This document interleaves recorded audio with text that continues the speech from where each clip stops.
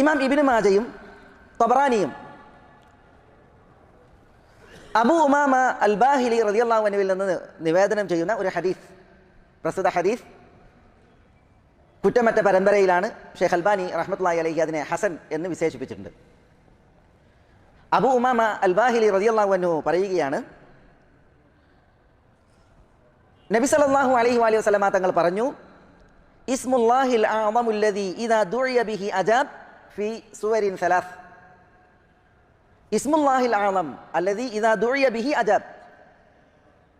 അള്ളാഹുവോട് തേടിയാൽ അള്ളാഹു ഉത്തരം നൽകുന്നതായ അള്ളാഹുവിൻ്റെ അത്യുത്തമമായ നാമം ഇസ്മുല്ലാഹിൽ അഅ്ളം. അത് ഫി സുവരിൻ സലാസ്, 3 സൂറത്തുകളിലാണുള്ളത്. 3 സൂറത്തുകളിൽ. ഏതൊക്കെയാണത്? അൽ ബഖറത്തി വ ആലി ഇമ്രാനി വ ത്വാഹ. സൂറത്തുൽ ബഖറയിലും സൂറത്ത് ആലി ഇമ്രാനിലും സൂറത്ത് താഹയിലുമാണ് അതുള്ളത് എന്നാണ് നബി സല്ലല്ലാഹു അലൈഹി വസല്ലമ തങ്ങൾ പറഞ്ഞതായി അബൂ ഉമാമ പറയുന്നത്.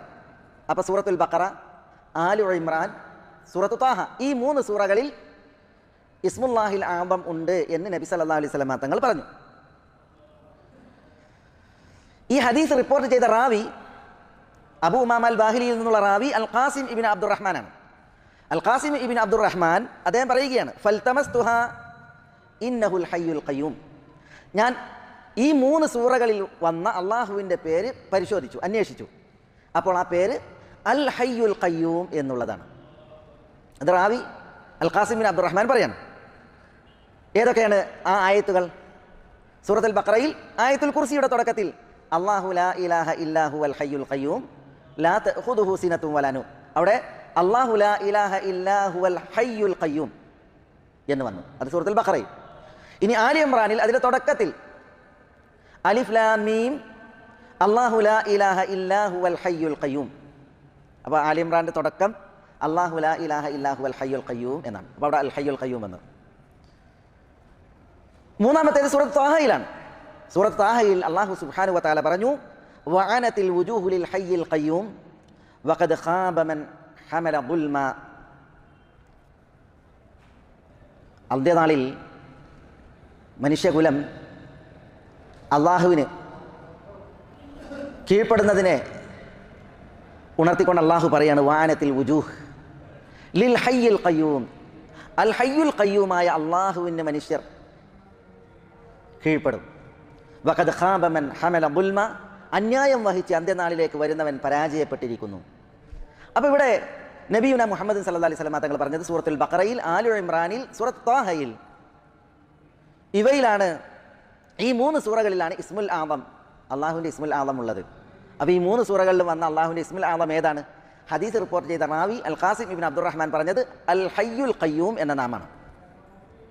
ഷെയ്ഖുൽ ഇസ്ലാം ഇബ്നുൽ ഖയ്യിം റഹ്മത്തുള്ളാഹി അലൈഹി, ഇബ്നുൽ ഖയ്യിം, അദ്ദേഹം സാദുൽ മആദ് എന്ന അദ്ദേഹത്തിൻ്റെ വിശ്വപ്രസിദ്ധ ഗ്രന്ഥത്തിൽ ഇസ്മുല്ലാഹിൽ ആദം അത് അൽ ഹയ്യുൽ ഖയ്യൂമാണ് എന്നതിനെ ബലപ്പെടുത്തിയിട്ടുണ്ട്. അദ്ദേഹത്തിൻ്റെ അഭിപ്രായവും അതാണ്. ഇസ്മുൽ ആദമിനെ അറിയിക്കുന്ന മറ്റൊരു തിരുമൊഴി ഹദീസ് ഇമാം അബൂ ദാവൂദും തുർമുദിയും മറ്റും അസ്മാ ബിന്ത് യസീദിൽ നിന്ന് റിപ്പോർട്ട് ചെയ്യുന്ന ഹദീസാണ്. ഈ ഹദീസിനെ ഇമാം തുർമുദി റിപ്പോർട്ട് ചെയ്ത് ഹസനുൻ സഹീഹ് എന്ന് വിശേഷിപ്പിച്ചിട്ടുണ്ട്. എന്താണ് അസ്മാ ബിന്ത് യസീദ് റളിയല്ലാഹു തആല അൻഹ പറയുന്നത്? അവർ പറയുന്നു, അന്ന നബിയ സല്ലല്ലാഹു അലൈഹി വസല്ലമ ഖാൽ, തിരുനബി സല്ലല്ലാഹു അലൈഹി വഅല ആലിഹി വസല്ലം പറഞ്ഞു, ഇസ്മുല്ലാഹിൽ അഅ്ളമു ഫീ ഹാതൈനിൽ ആയതൈൻ. അള്ളാഹുവിൻ്റെ ഇസ്മുല്ലാഹിൽ ആദം, അതിമഹത്തായ ഇസ്ം, പേര്, അത് ഈ 2 ആയത്തുകളിലാകുന്നു. ഏതാണ് ഈ 2 ആയത്തുകൾ? വ ഇലാഹുക്കും ഇലാഹുൻ വാഹിദ് ലാ ഇലാഹ ഇല്ലാഹു വർ റഹ്മാനുർ റഹീം വ ഫാത്തിഹത്തി ആലി ഇമ്രാൻ. ആലി ഇമ്രാൻ്റെ തുടക്കത്തിലുള്ള ആയത്തിലുമാണ്. അതേതാണ്? നമ്മൾ കേട്ട ആയത്താണ്. അലിഫ് ലാം മീം അല്ലാഹു ലാ ഇലാഹ ഇല്ലാഹു അൽ ഹയ്യുൽ ഖയ്യൂം. അപ്പോൾ അള്ളാഹുവിനോട് നമ്മൾ വിളിച്ചു ദുആയിരന്നാൽ ദുആക്ക് ജവാബേകുന്ന, അള്ളാഹുവിനോട് നമ്മൾ ചോദിച്ചാൽ അള്ളാഹു ചോദ്യത്തിന് ഉത്തരമരുളുന്ന അള്ളാഹുവിൻ്റെ നാമം ഏത്? അസ്മാ ബിന്ത് യസീദ് റളിയല്ലാഹു അൻഹയിൽ നിന്നുള്ള ഹദീസിൽ അവർ പറയാണ്, റസൂലുള്ളാഹി പറഞ്ഞു 2 ആയത്തുകളിലാണ് അതുള്ളത്. ഒന്നിൽ വ ഇലാഹുക്കും ഇലാഹു വാഹിദ് ലാ ഇലാഹ ഇല്ലാഹു അർ റഹ്മാൻ അർ റഹീം. അപ്പോൾ അതാണ് ഒന്നാമത്തെ ആയത്തിലുള്ളത്, അർ റഹ്മാൻ ഉർ റഹീം. അപ്പോൾ അതാണ് ഇസ്മുല്ലാഹിൽ ആദം. രണ്ടാമത്തെ ആയത്തിൽ അലിഫ് ലാം മീം അല്ലാഹു ലാ ഇലാഹ ഇല്ലാഹു അൽ ഹയ്യുൽ ഖയ്യൂം. അൽ ഹയ്യ്, അൽ ഖയ്യൂം എന്നീ നാമങ്ങളാണ്.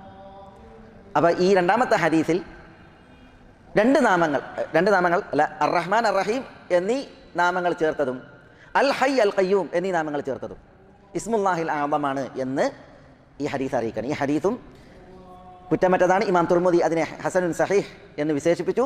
ഷെയ്ഖ് അൽബാനി റഹ്മത്തുള്ളാഹി അലൈഹിയും അതിനെ ഹസൻ എന്ന് വിശേഷിപ്പിച്ചിട്ടുണ്ട്.